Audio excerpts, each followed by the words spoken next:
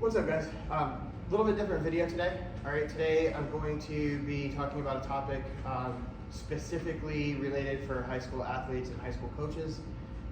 It's a topic that I've been preaching since before I was in pro sports and I was in the high school sector. So I really want to kind of dive into this. For those of you that don't know me and are new to the channel, I'm Coach Christopher Romano. I'm a minor league strength and conditioning coach, certified sports nutritionist, and I've been a performance coach in Major League Soccer as well. And before that, I owned Atlanta Strength and Conditioning, where I worked with athletes, a lot of high school, college athletes, a few pros, and then I was the head strength and conditioning coach at a major high school in Metro Atlanta. So basically, one of my colleagues who is fantastic, one of the most knowledgeable strength conditioning and performance coaches that I'm aware of, Dr. Coleman. He came out with a paper today that I read that talks about early morning workouts for high school athletes. All right, something that I've been completely against and preached against for several years now. And his article put it in better words than I have. So I kind of want to share it because I know it's a different audience that I've got on YouTube than what generally reads those kind of papers and articles. And the article's gone around on Facebook and on Twitter, but not on YouTube. So I want to make sure those of you that don't see it on those platforms still have access to this kind of information, because I mean his paper and article was fantastic, spot on. So I just want to kind of dive into that.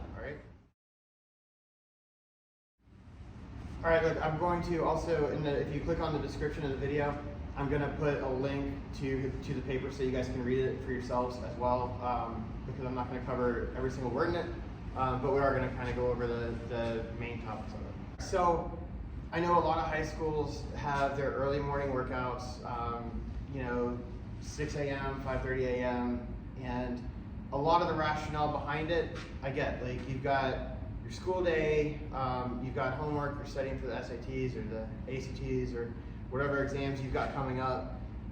You got practice after school. Maybe some of the kids have jobs too. So there's a lot of stuff going on after school that the athletes have to do instead of going to the weight room. All right. But at the end of the video, towards the end of it, I'm going to give you guys an idea of a way to not do the early morning workouts and still get your training in, all right, and do everything else at the end. All right, so besides the scheduling issue, a lot of coaches that I've talked to and met over the years, Gene talks about this in the paper, a lot of the belief behind why they want to do those early morning workouts are, it teaches hard work, it teaches team unity, it's mental toughness, and it's team bonding by sharing shared suffering. Okay. Well, first of all, a really well written, professionally written strength conditioning program is not going to be suffering, right? Your players should not be suffering through a workout that's going to get them better at their sport. Okay. We're going to talk about this obviously in terms of baseball, but that goes for anything. That goes for football, basketball, baseball, soccer, any of it. If you are legitimately trying to get your players better, the strength and conditioning program, the number one focus of it should be injury risk reduction. The number two focus of it should be performance enhancement. Okay, all right. The players should not be laying on the ground tired after the workout. They shouldn't be so sore they can't go to practice. They shouldn't be so fatigued where they can't go back to class or go through the school day. They should actually feel better when they leave the weight room than when they came in, if you have a properly structured program. Okay, that's another topic, big belief of mine why we need professional strength and conditioning coaches in high schools to write the programs. Okay, but that's a whole other topic. All right, here are the facts. Okay, what your early morning workout is most likely achieving. Okay, you're limiting your recovery, okay? Because let's say you're at a really academic school, like the one that I used to coach at, and one that I work with in the off season right now. you got a lot of homework, right? So kids get home from practice, maybe 7 o'clock, all right? They still have to eat dinner. So now you're, let's say they eat right after practice. Now you're looking at 7:45, 8 o'clock, they're gonna start their homework, right? If you've got a couple hours of homework or you're studying for a big exam, you're looking at 10:30, 11 o'clock before you're done with that. Then you've got to wind down. It's midnight before you're realistically going to bed.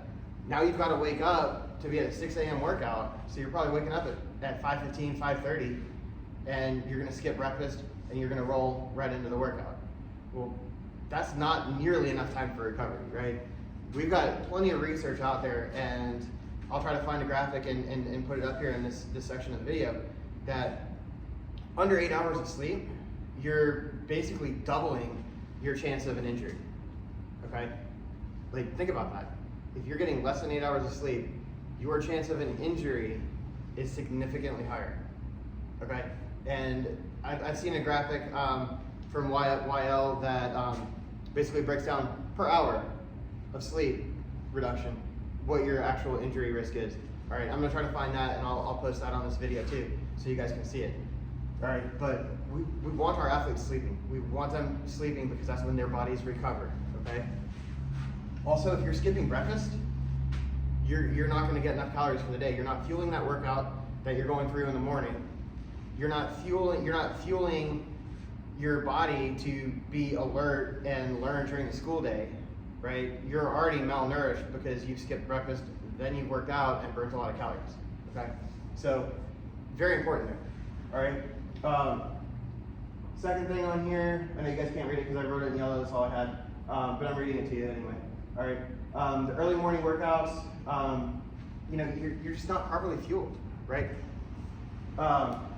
And the problems with that can be magnified if you don't have a qualified strength and conditioning coach writing a program, okay? PE coaches are fantastic, personal trainers are fantastic, but they also don't have the educational background on how to formulate and structure a workout for maximum benefit, right? That's not something that they go through in school for their profession. So it's important to have somebody that knows what they're doing right in the workout.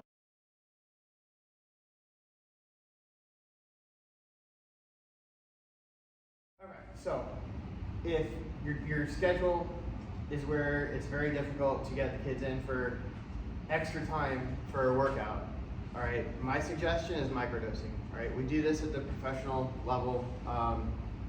I've had several high schools do it, and it works very successfully. All right, so basically what you're doing is you're going to take 3 exercises, and you're going to do 3 to 4 sets of each as a complex, and then you're going to go to practice.